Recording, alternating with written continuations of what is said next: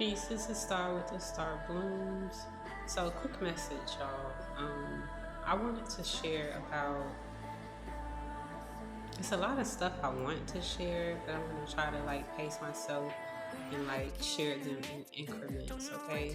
So, be mindful of people wanting to implant themselves in your space, in your environment, into and onto your children when they cannot be attached to you.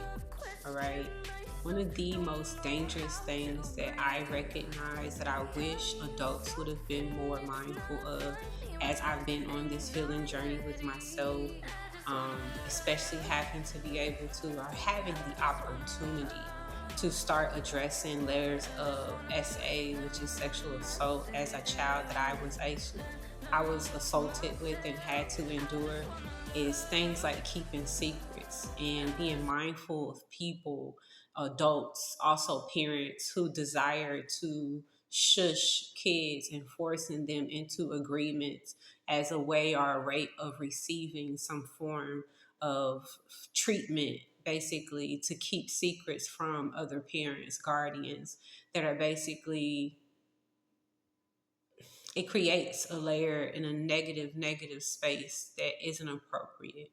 I've been fortunate enough to make decisions from a very young age when it came to my baby about keeping open rates of communications. And one of the main things that I've made clear to my daughter is that we don't have any reasons to keep secrets, and any adult who requires her to do that is doing something that's inappropriate. And a lot of times we aren't really sure if we're doing the right thing, if we may be communicating things too early to our children. Give yourself grace and knowing that it's never too early. If you feel called to do something, do it. And I'm happy that I did, because I was able to experience my daughter operating in a space where she chose to be honest about something that an adult told her not to be honest about. Keep people away from yourself and from your children who want to tell your children to keep things from you. It is not appropriate. And this is what creates breakdowns in layers of communication and children feeling comfortable enough to come forward to share things that are happening to them that aren't appropriate. A lot of people will claim that they aren't aware of what they're doing, that they didn't think that it was such a big deal. A lot of people don't look at things certain ways because they feel like they haven't had certain experiences that has caused them to perceive the world in the way that you do. What I will say is, I know that a lot of people are aware of what choices that they're making. And a lot of times when people are making the decisions to not share something, to withhold information, they're doing so with intent.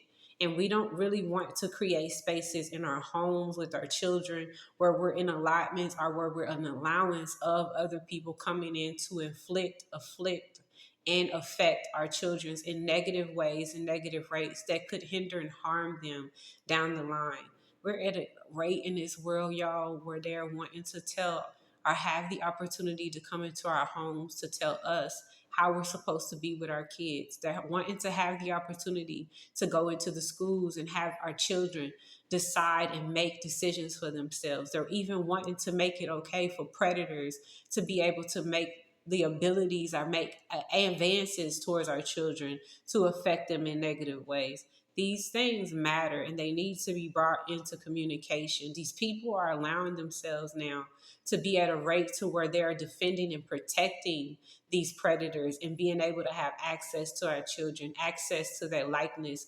And we do so sometimes ourselves by engaging on these platforms and sharing way too much, allowing way too much engagements, giving way too much screen time. And that's not something that we can always control, but we could limit it. And we could also open up conversations and spaces in our homes to be able to initiate forms of understanding, to actually have free thinkers. That is one of the most powerful things in the world, y'all. To have children at a very young age, okay, that are free spirited, free thinkers who know how to discern over themselves, even sometimes when it feels uncomfortable. My baby didn't feel uncomfortable coming to me and saying to me, "Hey, mommy, I saw my uncle, but he said, shh, don't tell your mommy this." And I knew it wasn't right. And I'm telling you, she sat there and she told me everything. I did not punish her for basically doing what she did. I did not get on the phone immediately and call, the person, because I don't have a relationship with them. What I recognized was, because of the energy that we were in, this was an attempt to implant themselves back into our space, back into our lives, when I had already created the boundaries, because communication wasn't had, because things weren't being done appropriately. And they decided to go at it a different rate to be able to still have access to my daughter, which innately gives them access to me. Spirit says no. And you have the right to continue to be firm on your boundaries and not even want to address people in them doing something wrong. But be clear on alchemizing whatever it is that you're experiencing. Be clear on confirming to your children what it is that you're doing and why it is that you're making the decisions that you're making.